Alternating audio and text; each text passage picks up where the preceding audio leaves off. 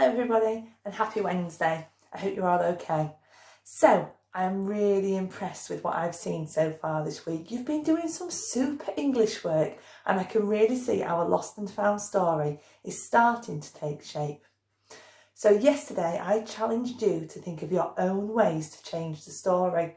I've seen seagulls attacking, I've seen mermaids appearing, holes in boats. What was the other things I saw? Monsters appearing, sharks appearing, but what I really liked is that all of you remembered to think of a way to solve the problem and to keep the story going towards the happy ending at the end. So today it's time for you to start writing the middle bit of your story. Now I've listened to some of your grown-ups comments on Evidence Me and they said that some of you are having a bit of a tricky time putting things in the right order, or you were getting your sentences a bit jumbled. So what I've done, if you can see this is our story mountain that we were using the other day. And what I've done is I've blanked out this box and I've blanked out this box. And that means at home, before you write your story, you can draw a couple of pictures in here and a couple of pictures in there. And hopefully when you come to do the writing, it will help you to get things in the right order. Okay, so I've added that on. I know it's not perfect, but I thought it might help just to get things in the right order, because for today we're focusing on this box and this box. Not the ending yet, that's tomorrow. Okay, so I was thinking in my story we worked out that the polar bear needed to go back to the North Pole, not the South Pole, the North Pole, and we thought about some of the problems. So the first problem mine is that they're going to miss the boat. Not that it can't be heard, they're actually going to miss the boat. And I'm going to write the word miss there to help us remember. That's really small for you guys, isn't it? You see that? And remember, these pictures are not perfect at all. They're just to help you to get things in the right order. So they're going to miss the boat. And then just like in the other story, oops, they're going to get their rowing boat out. And I'm going to have 3 problems on my journey today. The first one is that one that we spoke about yesterday. It's a seagull coming to pinch the picnic. And I'm not very good at drawing seagulls, but I'll try and remember how to do it. So the seagull coming.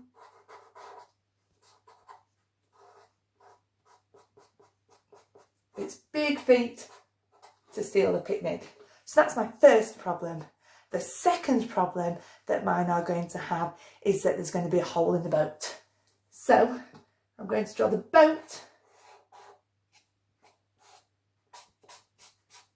and some water coming out of it. And then the final problem that we're going to have is that we're going to get some rocks.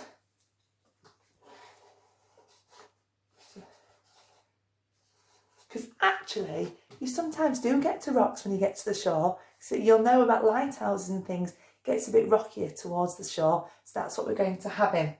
So I'll just show you that really quickly. So they're going to miss the boat. So they're going to get a rowing boat. And the seagull's going to come. They're going to get a hole in the boat. And they're going to get to the rocks. So I'm going to put this here just to help me remember what I'm going to write. And remember, just like in your story beginning, you're going to write in full sentences, okay? You're going to write in full sentences, capital letters, full stops, finger spaces, adjectives, and all those things. Now, you know which problems you're going to have. You might not have 3. You might just have 1 problem. You might have 2 problems. You might have 3 problems. But use the problems that you thought about yesterday in these boxes, and it will help you to build your story.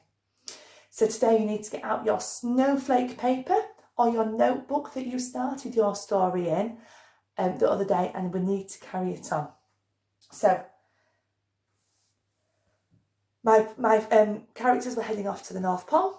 Let's see. So I'm going to write, they ran to catch a big ship, but they missed the boat. Remember, always say your sentences again in your head because it helps you to remember it. They ran to catch the big boat, but they missed it. They ran to catch the big boat, but they missed it. They ran to catch the big boat, but they missed it. I'm going to write that up here. They ran to catch the big boat, but they missed. Oh, and remember, miss is missed, not t. Don't see any sneaky T's at the end. It's an and a d. But they missed it. And that's where I'd put a full stop, because I finished saying the first thing. So always remember, when you finish telling us something, put a full stop to mark the end of that sentence before you start on a slightly new subject. They ran to catch the big boat, but they missed it. On the bottom of the screen now, you'll see some words that might help you to join up your next sentence. So you could use next, you could use after that, you could use so. So there's going to be a few words that pop up along the bottom of the screen, and they might be words that help you with your next sentence, with the next part of your story map. I'm going to write, they ran to catch the big boat, but they missed it. The little boy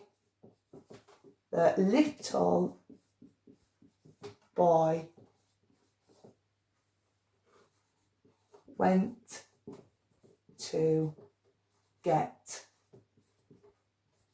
his old wooden boat. Full stop.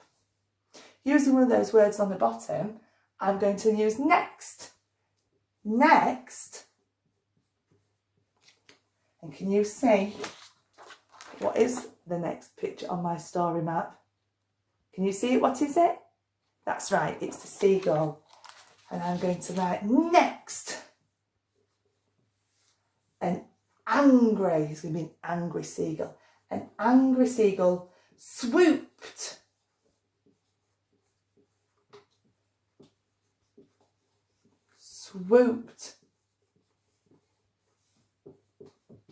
to snatch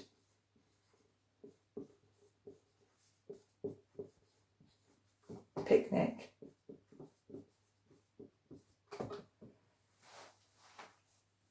If you're a year 2, this is where you would use the word but. Year 1, I don't mind you stopping with a full stop before you tell me how we solved the problem.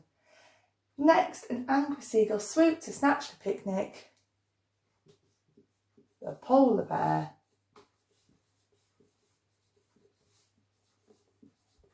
got out his spare food. The polar bear got out his spare food. Full stop. I'm going to use then, because otherwise it could get a little bit boring. We could have this happened, that happened. It sounds a bit boring. But if we say next, it breaks it up. And then it moves the story along. So then,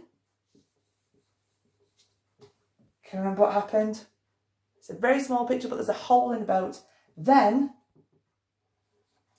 a huge hole appeared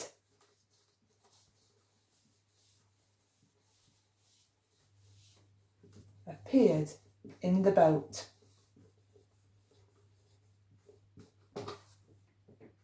We need to think of a way to solve it. Can you think of a way to solve it?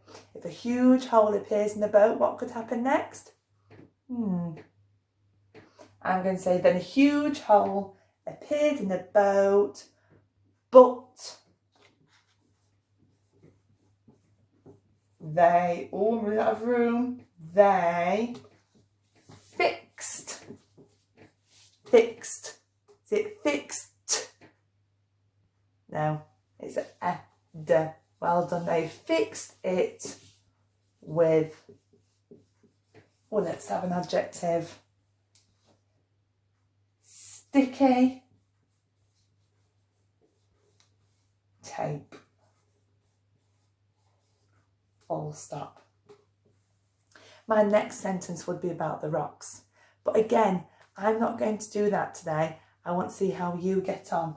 So your challenge today is to write the next part of your story about these 2 boxes. This is your bit where they go on the quest. It's the exciting bit of the story.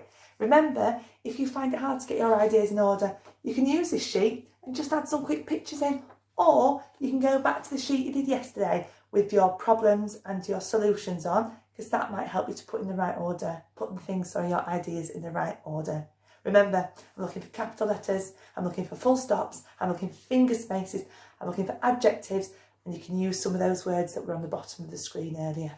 Okay, have fun. Cannot wait to see how we're getting on with our stories. And remember, if you've got any questions, children or parents, please just do send me an email and I will do my very best, because these sessions are quick whistle stop tours, I know that. So if you've got any questions, please send me a quick message and I'll get back to you as soon as possible. Okay, good luck everyone. Right, year 2, I've got a challenge again for you today, because I've got some extra words that I would like you to fit into your story today. Into this middle part where we talk about our quest to get to the South Pole or the North Pole, depending which animal you have. And you can see up here in the clouds, I've added a suffix. And if you remember, a suffix is an extra set of letters that go on the end of another word to change it slightly. And here we've got the ly suffix, ly, ly, that you find on the end of a lot of words. These words normally describe how something is moving. They're called adverbs. It's a bit of a grown-up word, but they're called adverbs, and they describe how something or somebody might be moving quite often. An example is that you could say something is sad, or somebody is sad or moving in a sad way, but we'd say they're moving sadly. You might say that somebody is moving in a quick way, and we'd say they were moving quickly. So in that word, quick is the root word, and we can change it. I'm going to do this in a different colour, see if it works. Quickly. We could use quickly. The opposite, what's the opposite of quick? That's right, slow. So we could say something is moving. So instead of saying something moves slow, we say something moves slowly. So we add the suffix on the end again. Slowly. I would like you today to try and use an adverb to describe how your boat moves towards the South Pole or the North Pole. You could say it moves quickly. You could say it moves slowly. I had a bit of a look on the internet earlier on to find some more. I found roughly. It most certainly might be moving roughly if the sea's not very gentle. It might be roughly, shakily,